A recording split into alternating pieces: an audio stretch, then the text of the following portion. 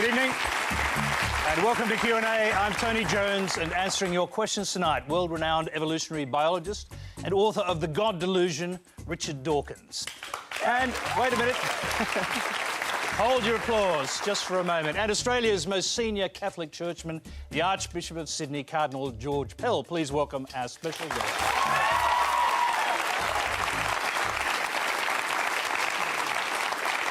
OK, Q&A is live from 9:35 Eastern Time and simulcast on News 24 and News Radio. Go to our website to send a question or join the Twitter conversation using the hashtag on your screen. And stay tuned for the chance to join Quanda Vote. You can register on your smartphone or smart device at the address on the screen. The address is quanda.vote, quandavote.tv, I should say. Our first question tonight comes from Naomi Roseth. At Easter, Australia's religious leaders invoke the name of God in order to preach peace, tolerance, political integrity, social and moral fortitude, all obviously positive and worthwhile values. My question is, in what way is the practice of these values dependent on an existing God? Is it possible for an atheist to be a peace-loving, socially responsible person? Richard Dawkins, let's start with you. Well, obviously the answer to that question is yes. I mean, that could hardly be otherwise. It is true that Christianity has adopted many of the best values of humanity, but they don't belong to Christianity or indeed to any other religion. I think it would be very sad if it were true that you really did need religion in order to be good.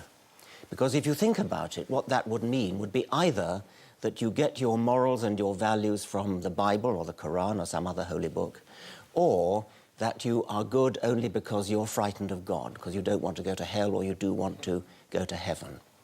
Now, as for getting your morals from the Bible, I very sincerely hope nobody does get their morals from the Bible. It's true that you can find the occasional good verse, and the Sermon on the Mount would be one example, but it's lost amid the awful things that are dotted throughout the Old Testament and actually throughout the New Testament as well, because the fundamental idea of New Testament Christianity, which is that Jesus is the Son of God who is redeeming humanity from original sin, the idea that we are born in sin, and the only way we can be redeemed from sin is through the death of Jesus. I mean, that's a horrible idea. It's a horrible idea that God, this paragon of wisdom and knowledge, power, couldn't think of a better way to forgive us our sins than to come down to earth in his alter ego as his son and have himself hideously tortured and executed so that he could forgive himself. OK, let's go to George Pell on that. Well, there's quite a few things that might be said. First of all, our tradition goes back about 4,000 years. So whatever these values are that we've taken over, we've got to go back a little bit of a distance. And it's interesting to look at pagan Rome before there was Christian influence. 40% were slaves. Men and women fought one another to the death in the Circus Maximus or the Colosseum. Women had no rights whatsoever. Infanticide was practiced regularly. The noble families didn't want baby girls. Christianity changed that, not perhaps by itself, but largely. And the Christian story, we're Christians, we're New Testament people. There was an evolution in the Old Testament, and there are some awful things there. It developed. The notion of God was purified as it went through the Old Testament. Can I just interrupt you just to bring you to the point of the question, which was really about whether atheists can lead a good life and be good people and socially responsible and so on. Yeah, absolutely. You accept that? Yeah, absolutely. I think it helps to believe in God because there's the Polish poet Milosz who says that the opium of the people today is the belief that they won't be judged by God when they die, that those who have committed great crimes, done awful things, are going to get away with it, and that the people who've suffered unjustly, had terrible lives, that's it. OK. Let's move quickly to our second question. It's from Claire Bonner. Religion is precisely often blamed for being the root of war and conflict. But what about all the good it has done for our society? God-centred religion has been the birthplace of schools, universities, hospitals, and countless developments in science as well. Richard, if you believe the human drive to seek the truth and to constantly improve ourselves is merely a mechanism for survival, then what's the point and why should I bother? It's an astonishing idea to say, why should you bother just because we have a scientific understanding of why we're here. We do have a scientific understanding of why we're here, and we therefore have to make up our own meaning to life. We have to find our own purposes in life, which are not derived directly from our scientific history. When you say that Christianity has been responsible for a lot of good, including science, by the way, which is somewhat ironic, I think that most of the great benefits in humanity, such as the abolition of slavery, such as the emancipation of women, which the Cardinal mentioned both of, these have been wrung out of our Christian history without much support from Christianity.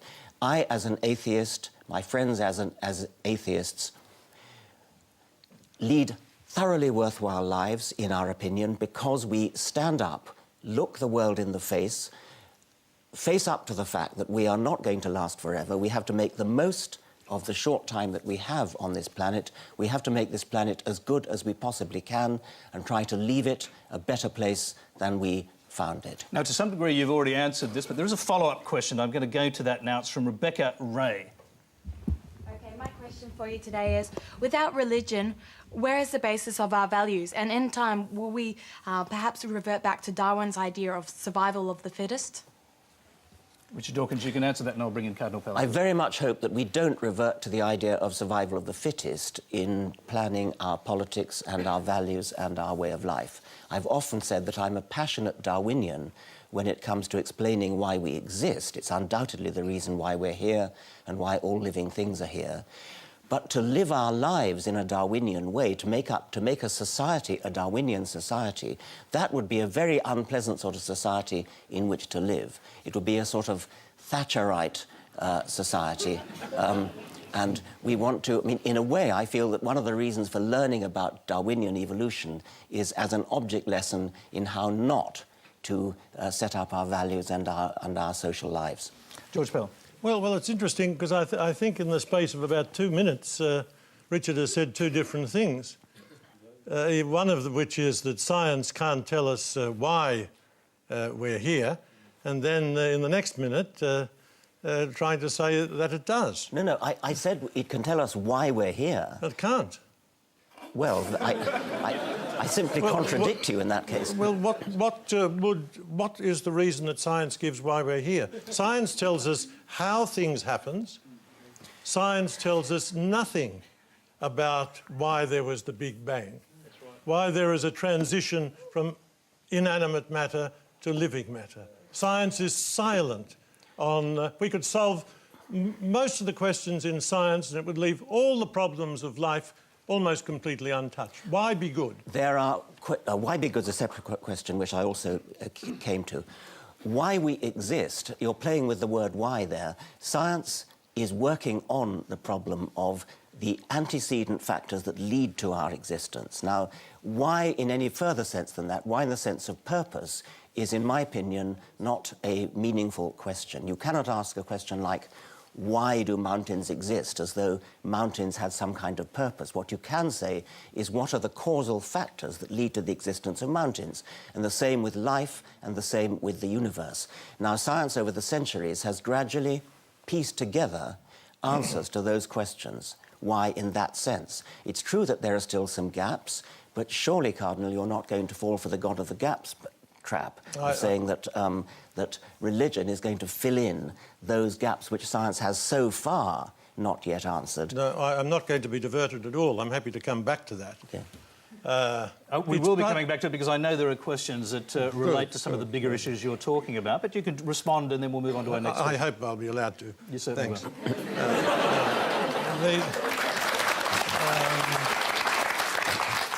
It's part of being human to ask why we exist. Questioning distinguishes us from the animals. It's to ask why we're here. So I repeat, and this is a commonplace in science, science has nothing to say about that. As whatever it might say about mountains, it can't say what is the purpose of human life. And it's not Maggie Thatcher who was in the epitome or the personification of social Darwinism. It's Hitler and Stalin. Because it's the struggle for survival. The strong take what they can and the weak give what they must, and there's nothing to restrain them. And we've seen that in the two great atheist movements of the last century. No, that's ridiculous. That is ridiculous.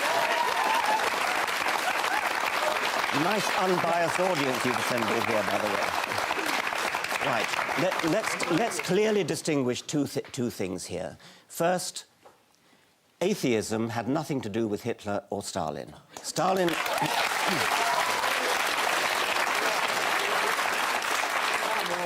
Stalin was an atheist, Hitler was not. It doesn't matter what they were with respect to atheism. They did their horrible things for entirely different reasons.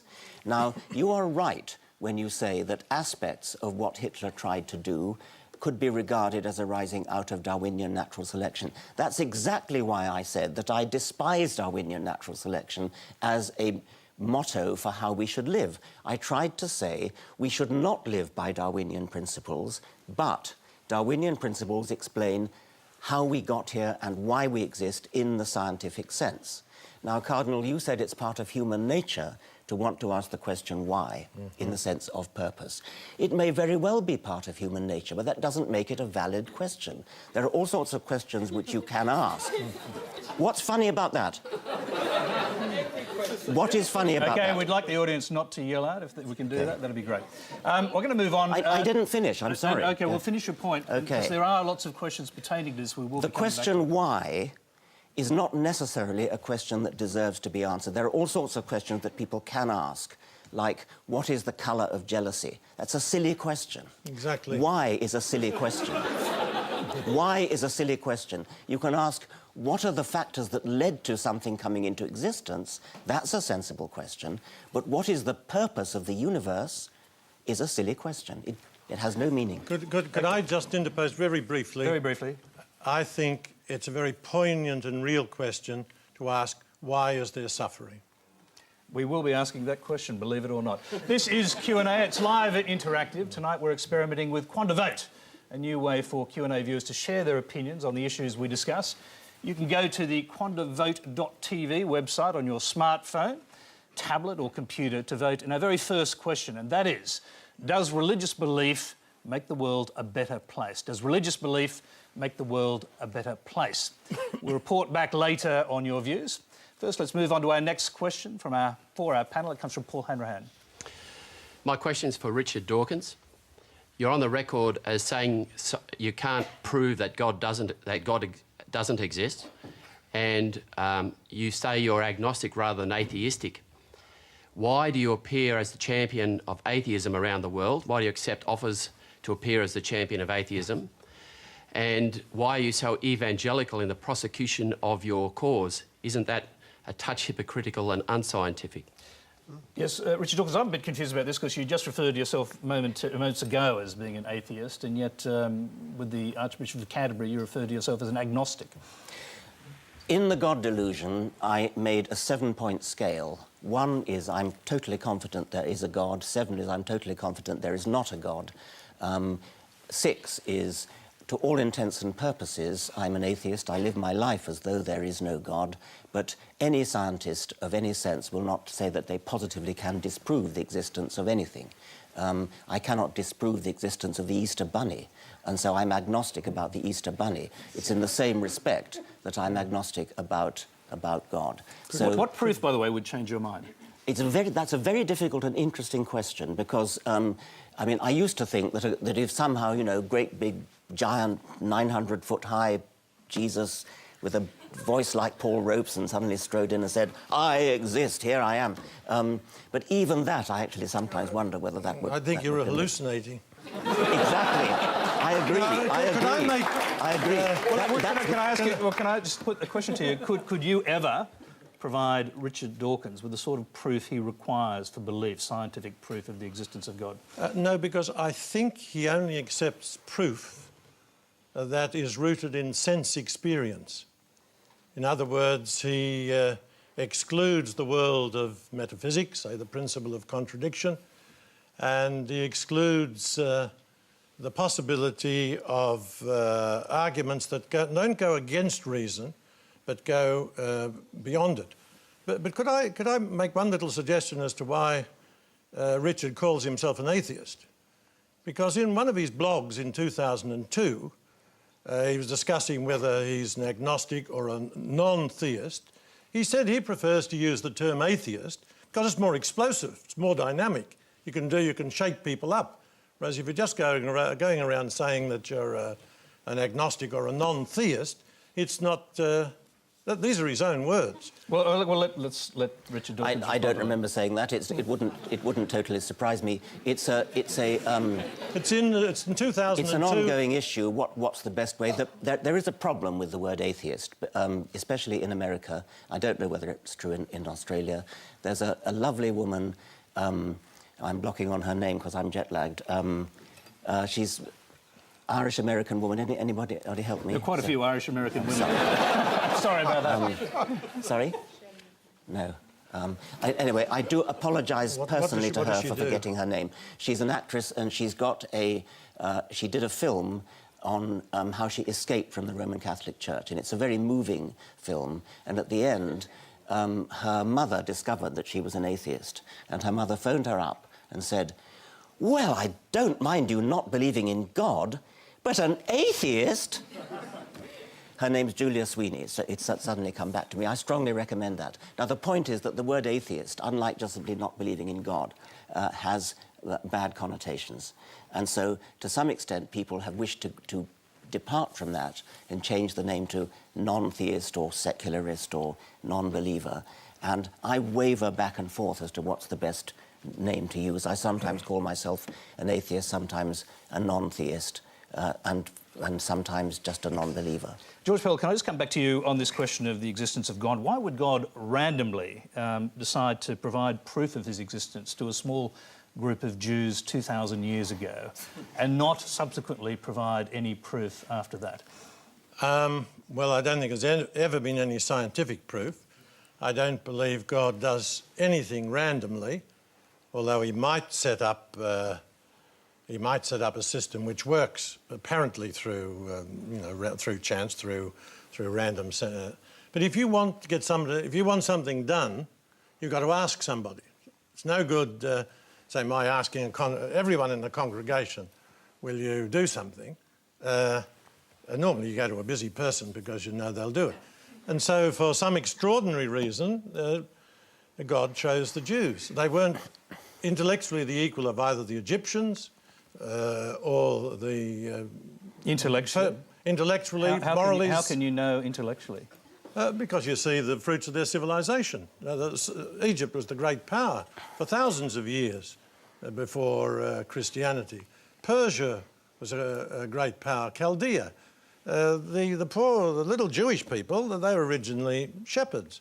They were stuck, they're still stuck between these great powers. That's not a reflection of your intellectual capacity, is it, whether or not you're a shepherd? Well...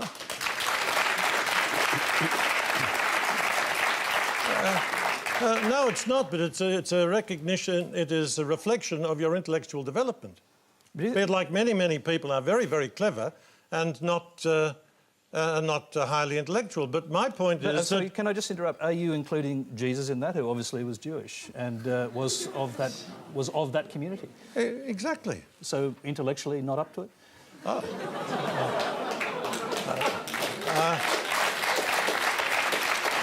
Well, That's a nice try, Tony.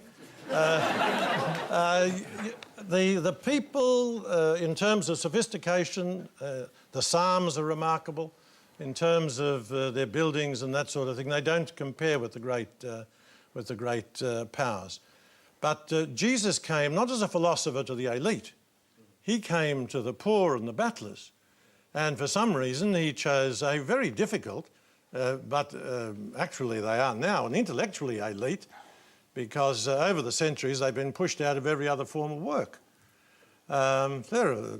Jesus, I think, is the greatest, the Son of God, but leaving that aside, the greatest man that ever lived. So I've got a great admiration for the Jews, but we don't need to exaggerate their contribution in their early days. All right, you're watching Q&A. Remember, you can send your web or video questions to our website. The address is on the screen to find out how to do that. Our next question is a video. It comes from Andrew Watson in Blackburn, Victoria. Question for Richard Dawkins. The Big Bangers believe that once there was nothing, then suddenly, poof, the universe was created from a Big Bang. If I have nothing in the palm of my hand, close my fingers, speak the word bang, then open my fingers again, still I find there is nothing there. I ask you to explain to us in layman's terms how it is that something as enormous as the universes came from nothing. Richard Dawkins. Well, obviously you're not a physicist, and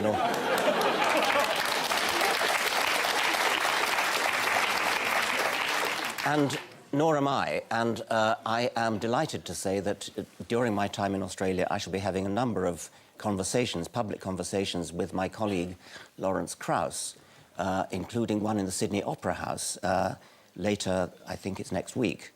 And he's written a book on exactly that topic of how you can get something from nothing, and I shall be questioning him about that. Of course it's counterintuitive that you can get something from nothing. Of course common sense doesn't allow you to get something from nothing. That's why it's interesting. It's got to be interesting in order to give rise to the universe at all. Something pretty mysterious had to give rise to the origin of the universe.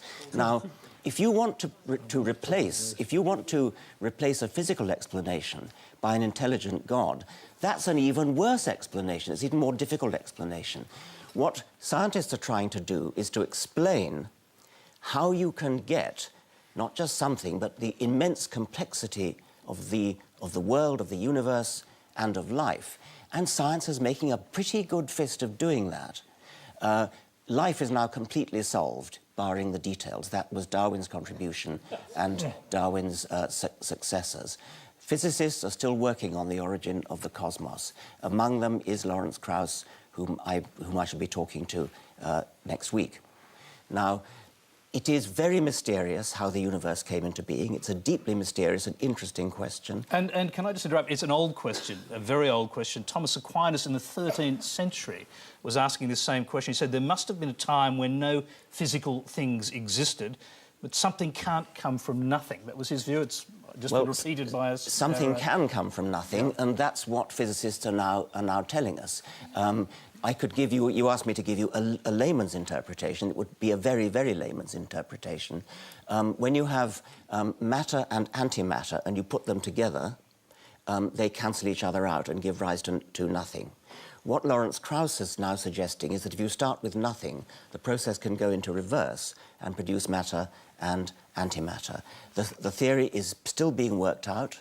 It's a very difficult theory, mathematical theory. I'm not qualified to answer the question, but what I am sure about is that it most certainly is not solved by postulating an intelligence, a creative intelligence, who raises even bigger questions of his own existence. That certainly is not going to be the answer, whatever else is. George Pell. Thank you. The trouble, well, there are many troubles with Richard's teachings, but a fundamental one is that he dumbs down God and he soups up nothing. He continually talks as though God is some sort of upmarket figure within space and time. Now, from 450, 500 BC, where with the Greek philosophers, God is outside space and time. God is necessary, self-sufficient, uncaused, unconditioned. That's the hypothesis you've got to wrestle with. The second thing is that Krauss says nothing about the Big Bang coming out of nothing.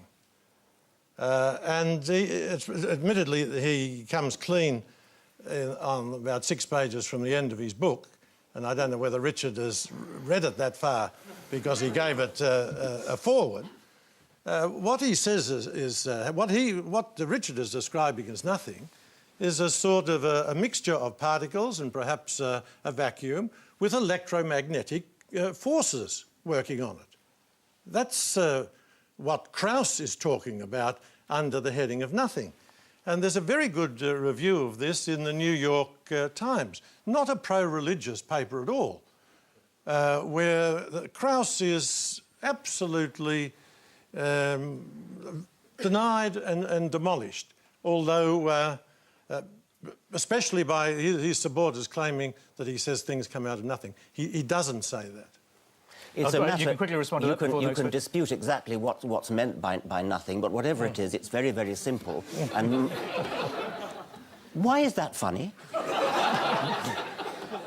Well, I think it's a bit funny to be trying to define nothing.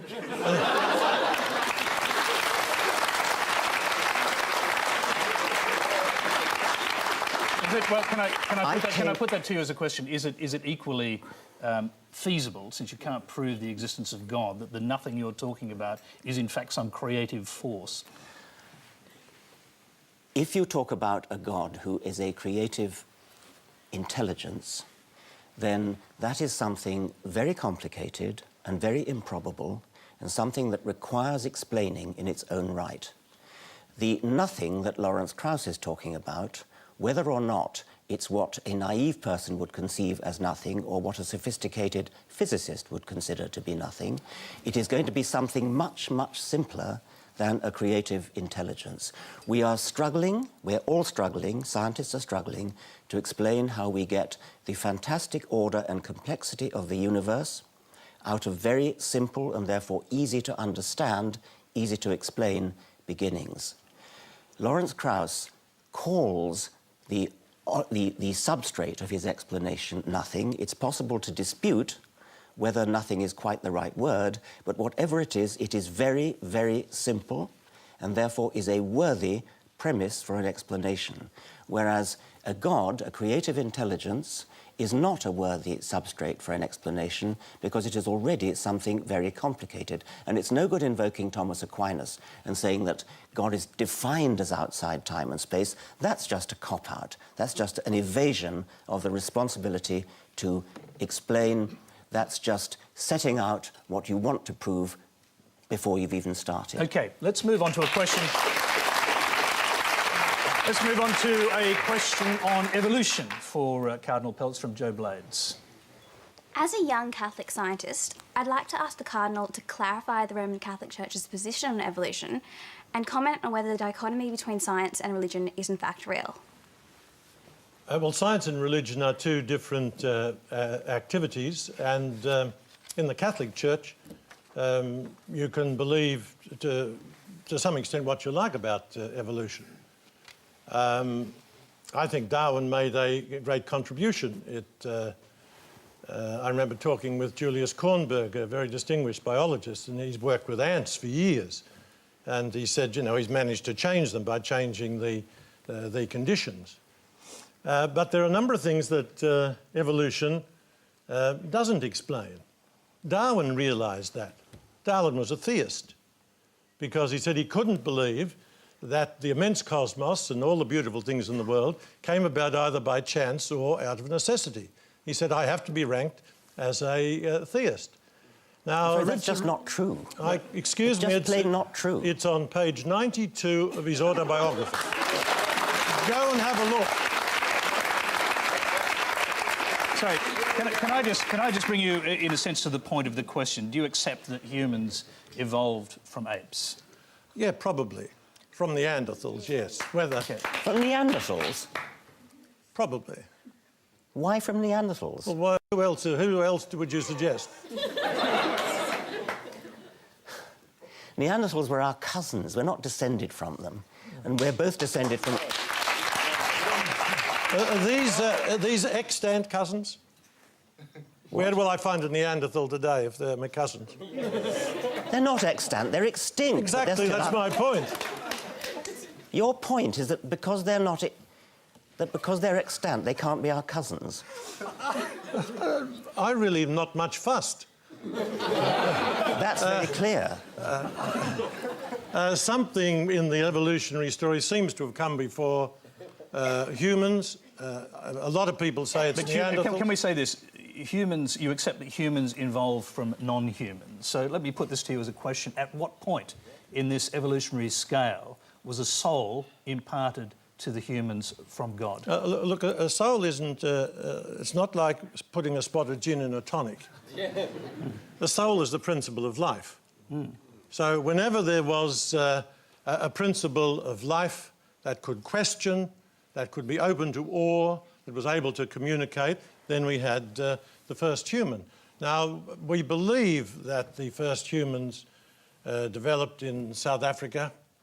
I'm not quite sure how long ago, and that all humans have developed from that. We know most about that. There aren't remains. We know most about that because of the drawings they left on the on walls and caves and that sort of thing. No such thing from Neanderthals. So we can't say exactly when there was a first human, but we have to say if there are humans, there must have been a first one. There might have been equal first, but if there is a progression, there's got to be first. So are you talking about a kind of Garden of Eden scenario with an actual Adam and Eve? Well, what Adam and Eve terms, what do they mean? Life and earth. It's like every man. That's a beautiful, sophisticated, mythological account. It's not science, but it's there to tell us two or three things. First of all, that God created the world and the universe. Secondly, that the key to the whole of the universe, the really significant thing, are humans. And thirdly, it's a very sophisticated mythology to try to explain the evil and the suffering of the world. But it isn't a literal truth. You shouldn't see it in any way as being an historical or literal truth.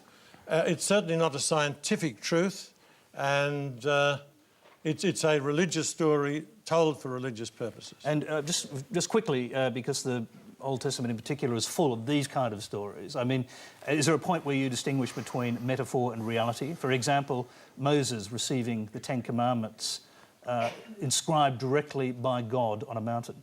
I'm not sure that the Old Testament says that God inscribed the Ten Commandments, but leaving that aside, it's difficult to know how exactly that worked, but Moses was a great man. There was a great encounter with the divine. Actually, with Moses, we get the key that enables us to come together with the Greeks with reason, because Moses said, "Who will I tell the Egyptians?" And he said, "Tell that my name is I am who I am." OK. I'm going to bring Richard Dawkins back in here, because we've moved from evolution, obviously, to the biblical versions of it. Your response? Well, I'm curious to know if Adam and Eve never existed, where did original sin come from? But I also would like to clarify the point about whether there ever was a first human. That's a rather difficult and puzzling question, because we know that the previous species from which we're descended is probably Homo erectus, and before that some sort of Australopithecine. But there never was a last Homo erectus who gave birth to the first Homo sapiens. Every creature ever born belonged to the same species as its parents. The process of evolution is so gradual that you can never say, aha, now suddenly we have the first human. It was always a case of just a slightly different from the previous generation. That's a scientific point, which I think is quite interesting. I'm not sure if it has theological significance, except that I think successive popes have tried to suggest that the soul did indeed get added, rather like gin to tonic, at some particular point during evolution. At some point in evolution, there was no soul, and then later there was one. So it is quite an interesting question to ask. Now we have rather a good fossil record from Africa of the descent of humans, from Australopithecines to various species of Homo, perhaps Homo habilis, perhaps Homo erectus, then archaic Homo sapiens, and then modern Homo sapiens. At what point did the soul get injected? And what does the idea of original sin mean if Adam and Eve never existed? I'll just quickly let you respond to that. Yeah, well, I mean, God wasn't running around giving injections. And if there is no first person, we're not humans. Where did the soul come from then? The soul is the principle of life. But there are animal souls. Do jellyfish? All living things have some principle of life. An animal has a principle of life. A human has a soul, a principle of life, which is immensely more sophisticated. We even have a voice box, which is one of the great miracles, so that we can communicate our thoughts to one another rather than just grunting. I'm pleased we're not grunting tonight. Let's move along. You can, by the way, don't forget you can still vote at quandavote.tv, I should say, on the question, does religious belief make the world a better place? Over 15,000 viewers have already voted, and we'll check before the end of the programme for the final results. Our next question for Professor Dawkins and Cardinal Pell is a video, and it comes from Kieran Dennis in Ferntree Gully, Victoria. My question is for George Pell. George, as a climate change sceptic, you demand a very high standard of evidence to support the hypothesis that global warming has an anthropogenic cause. My question is, why then do you not demand the same standard of evidence for the existence of God? George Pell.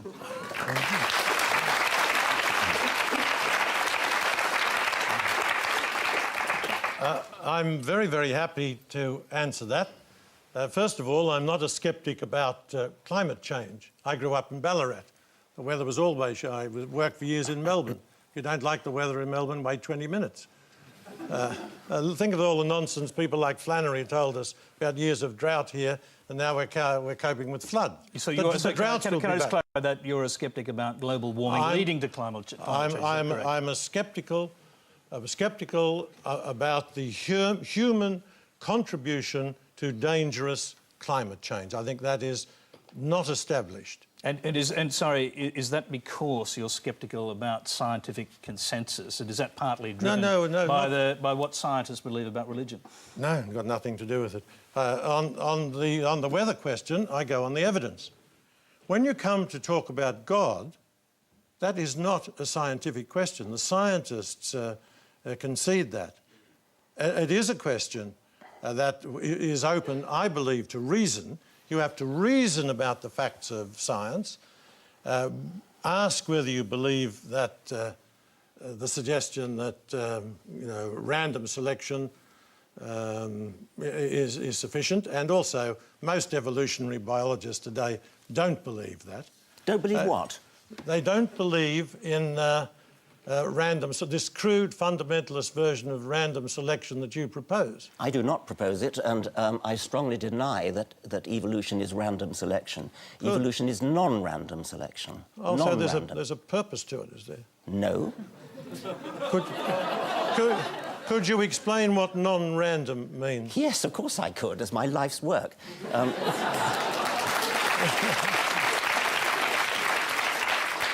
It's a hard thing to say, but keep it brief. There's random genetic variation and non-random survival and a non-random reproduction, which is why, as the generations go by, animals get better at doing what they do. That is quintessentially non-random. It does not mean there's a purpose in the sense of a human purpose, in the sense of a guiding principle which is thought up in advance. With hindsight, you can say something like a bird's wing looks as though it has a purpose. A human eye looks as though it has a purpose, but it has come about through the process of non-random natural selection. There is no purpose in the human sense. There's a kind of pseudo-purpose, but it's not a purpose in the human sense of conscious guiding. But above all, I must stress that Darwinian evolution is a non-random process. And one of the biggest misunderstandings, which I'm sorry to say the Cardinal's just perpetrated, is that evolution is a random process. It is the opposite of a random process. A brief response to that, if you can. Yes, that is fascinating, because most evolutionary biologists today believe that the animal world is developing according to patterns, which we're starting to know more and more about them. And are you referring to intelligent design? no, I'm not. I'm leaving that right to one side. Do you believe in intelligent design? I believe... Or that there's an intelligent designer? I believe God is intelligent. No, but how we work... It's obviously a loaded question, but do you believe in intelligent design and an intelligent designer? It all depends what you mean. I believe God created the world. I'm not entirely sure how it works out scientifically. But I wonder, whether Richard believes that the order, the patterns we see in nature, whether they are real or whether they're an illusion. I'm going to leave that question They up in the are air. real. All right. OK, that's a quick answer. Let's go to our next question. It is a video. It comes from Matthew Thompson in Toowong, Victoria. I'm an atheist. What do you think will happen when I die, and how do you know? George Pell, we'll start with you. You ought to be an authority on this, I imagine. Well, I know from the Christian point of view, God loves everybody, that every genuine motion towards the truth is a motion towards God, and when an atheist dies, like everybody else, they'll be judged on the extent to which they have moved towards goodness and truth and beauty. But in the Christian view, God loves everyone, except those who turn their back on him through evil acts. Oh, so atheism not an evil act? No, not well. No, I don't. In most cases, it's not. So many honest atheists. I guess to get to the point of the question, I suppose he may be having a little wager here, but is it possible for an atheist to go to heaven? Well, it's not my business. No, but you're the only authority we have here. I would say certainly. Yeah. Certainly. And just on the subject of heaven, if we can, what is your own concept of what heaven is? Well, even St. Paul was severely agnostic, but one way in which the Christians differ from the Greeks believed in the immortality of the soul. We Christians believe, with one section of the Jewish people, in the resurrection of the body. So, in some sense, we will be there as continuing persons. In some, with a new heaven and a new earth, with all the good things that we've done will be incorporated into the new heaven and new earth. How it'll work out, I don't know, because I think physically and morally and intellectually we're at our peak at different stages in our life. How it'll work out, I've got no idea. But that's the general outline of Christian teaching. But you think about it as a kind of collection of individual souls. In fact, obviously billions and billions of individual souls with their own personality existing in some galactic space. I think that's a traditional, well, that's certainly the traditional Christian view. It's the view that I accept, and it's also the view of some of the Jews. Richard Dawkins. Well, the answer to the question, what's going to happen when we die, depends whether we're buried, cremated, or give our bodies to science. Can I say this? If you're actually an agnostic and you keep aside this small portion of your brain for subsequent proof, I mean, you might get presented with that proof when you die. The brain is what we do our thinking with. The brain is going to rot. That's all there is to it. I'm intrigued by the Cardinals saying that the Christians believe you're going to be resurrected in the body. I mean, that's an astonishing idea, and I don't believe you really mean that. And I think, just as I don't believe you really mean that the wafer turns into the body of Christ, you must mean body in some rather special sense. Mr. Dawkins, I don't say things I don't mean. Well, then what do you mean? I'll tell you. And I've just explained what the bodily resurrection means to the extent that I can understand it.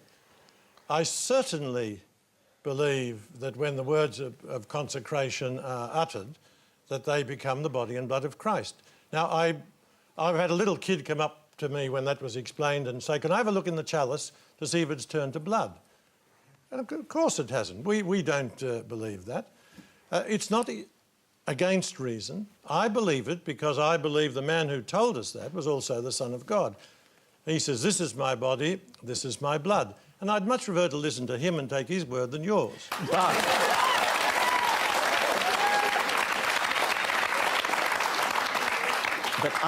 But other Christian denominations are quite happy to take that as a symbolic, metaphorical meaning. Catholics take it as a literal meaning, and I take it. I'm trying to be charitable by trying to suggest that it's that same sense in which you say that the body is resurrected, because the body is certainly not resurrected in terms of the cell, the protoplasm, the proteins, the DNA. That doesn't happen any more than the wafer turns into that. You're right when you said that to the child. So you do not mean that the wafer turns into the body in any sense in which normal English language usage would understand. You mean it in some other sense, and I take it it's that same sense that the body is resurrected. Well, can I ask you whether you do mean it in a metaphorical sense, in the same way that you believe Adam and Eve are metaphorical creatures? I don't. I follow it. I understand it. According to a system of metaphysics that was spelled out by the Greeks before Christ came, which we've adopted. And that is, there's a substance which is the core of a being, and it is revealed to us through what are called accidents. Now, I believe that the core of the being becomes the bread, becomes the body and blood of Christ. It continues to look exactly as it was. We believe that in the Catholic Church. Now, I know you're a cultural Anglican, and we can't blame the Anglican. I'm also a rationalist. I use English is my native language. The wafer does not become the body of anybody in the English language. All right, now, I think we've resolved that that you both disagree on this point rather substantially. Let's go to our next question, which is from Michael Matty. Is it okay to tell a child that God doesn't exist? Richard Dawkins. I think it's okay to tell a child the truth.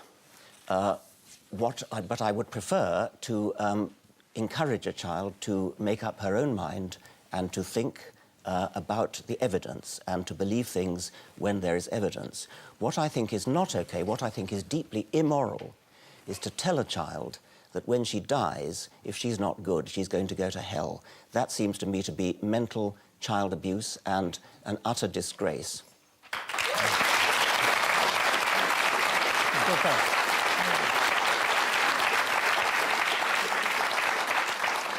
I remember when I was in England, we were preparing some young English boys. They're from very... preparing them for thank you. Preparing them for First Communion.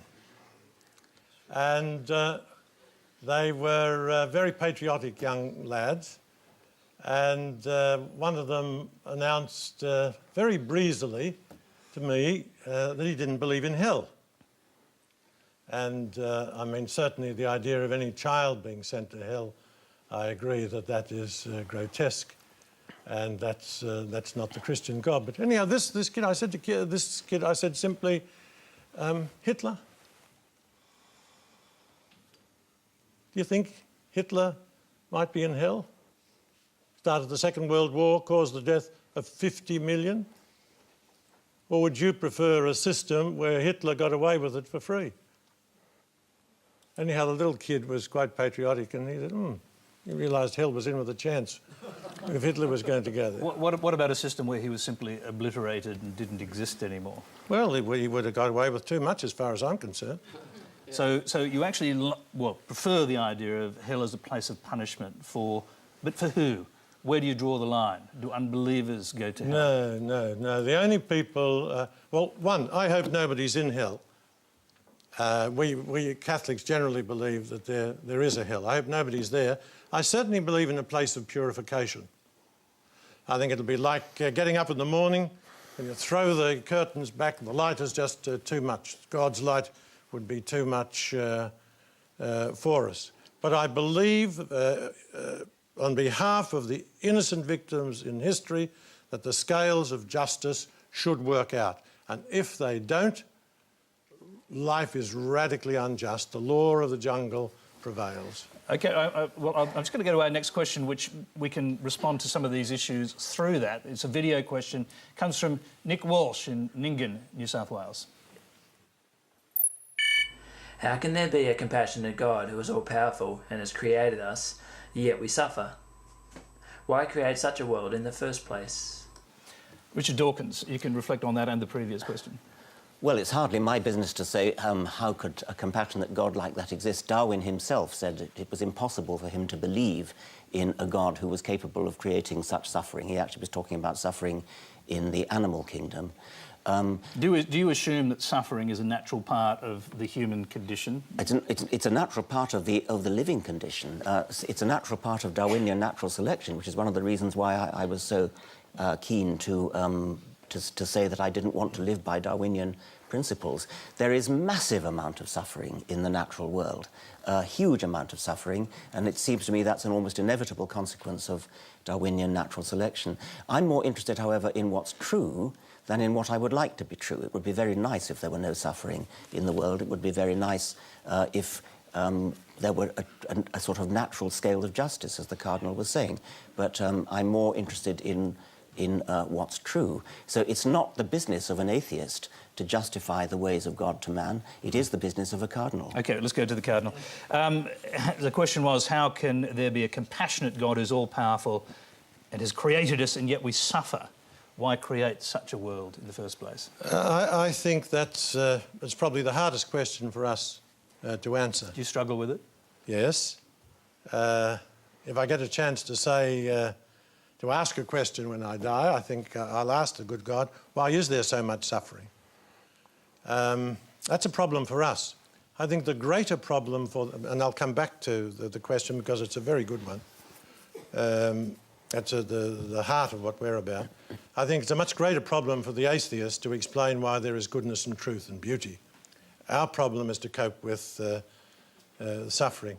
Now, one of the unique, I think, well, certainly special features of Christian teaching is the value of redemptive suffering. And that is the significance of Christ suffering with us and dying on the cross. And that helps people. My first Easter after I was a priest, it was in the hills in Italy. Very sad village. All the men were away in Germany or Switzerland getting big money, home only for 3 weeks a year. And people were coming to confession, coming for consolation. I was even wetter behind the ears than I am now. I didn't know what to say. And eventually I said to someone, well, look, Christ suffered too. Christ had a bad run. Christ died on the cross, and we believe that through his suffering, good will eventually triumph. Can I take it to a bigger level than that village, to the Holocaust, to genocide, to famine? If there is an omnipotent and all-powerful God, why does he let these things happen? That's a very good question, but if God is going to allow us to be good, he's got to give us freedom. There's no alternative to that. But he chose to intervene at different times in history to save the Jews when they were going over the river Jordan. I mean, there are many times when apparently God has intervened in biblical times. Why not now? Well, that's, I think Revelation is complete. That's a mighty question. He helped probably through secondary causes for the Jews to escape and continue. It's interesting, through these secondary causes, probably no people in history have been punished the way the Germans were. It's a terrible mystery. Well, I think there'd be a very strong argument saying that the Jews of Europe suffered worse than the Germans. Yes, that might be right. Certainly, the suffering in both. I mean, the Jews, there was no reason why they should suffer. OK. I'm just going to... We're running out of time. I'm going to go to another question. It's on a different subject from Anita Wu. Jesus preaches, love thy neighbour as thyself. So, Cardinal Pell, how can you be against giving our gay neighbours marriage rights when equality and respect are the fundamental foundations of loving and spreading love?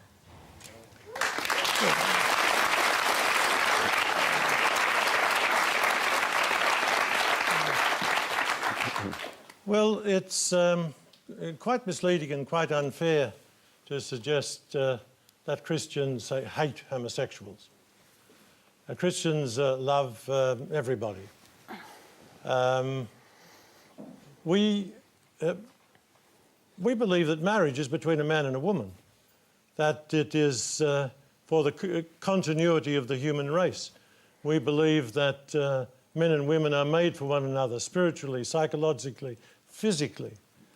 We believe that a man and a woman as a father with their children is far and away the best and most efficient and most economical system to bring up children, and governments should support it. For a homosexual couple to have a union, well and good. There's no reason why that can't be. Can I just interpose a quick question on this? We are running out of time. I mean, do you believe that homosexuality, since it's not a question of choice, is part of God's natural order? Oh, creation's messy. I think it's the Oriental carpet makers always leave a little flaw in their carpet because only God's perfect. But sorry, but you're suggesting that homosexuals are flawed human beings? Not necessarily. But what I am saying is I don't think homosexual activity is simply the result of genetic makeup, because we are free. We can control our instincts, and like heredity and environment, a lot of this practice is learned. But whatever about it, we've got to try to support these people, show compassion.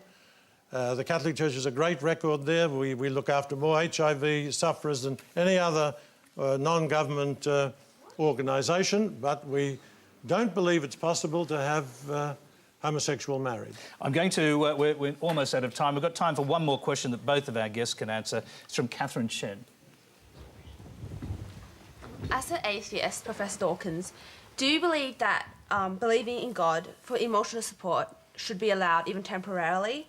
Research has proven that people who believe in God has a better chance of surviving terminal illnesses such as cancer, as well as living longer when they go to church. So do you think that believing in God is beneficial for our well-being, even if God is an illusion? It's perfectly possible that, as you say, believing in God has beneficial effects upon health. It's possible that you're less likely to suffer a duodenal ulcer or something of that sort.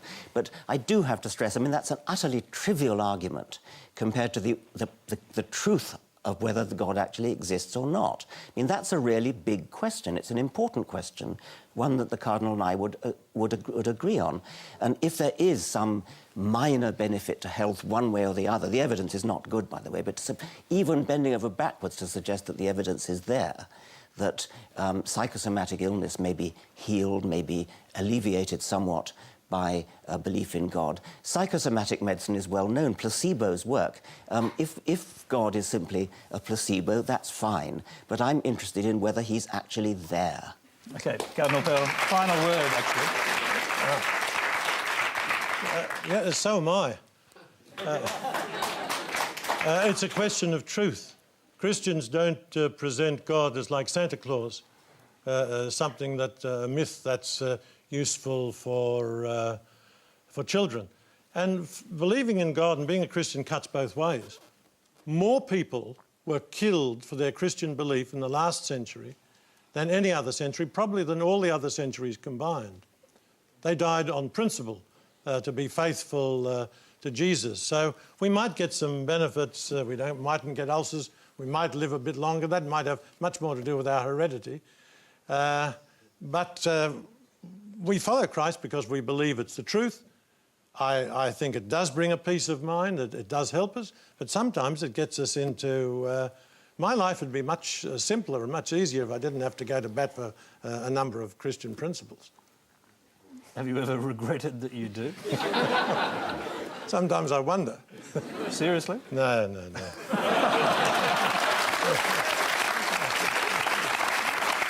OK, that's all we have time for tonight. Before we go, let's check the final results of tonight's Quanda vote. With more than 20,000 of you voting, we have a 76% saying no. Religious belief does not make the world. Religious belief does not make the world a better place. Please thank our special guest, Professor Richard Dawkins, and Cardinal George Pell.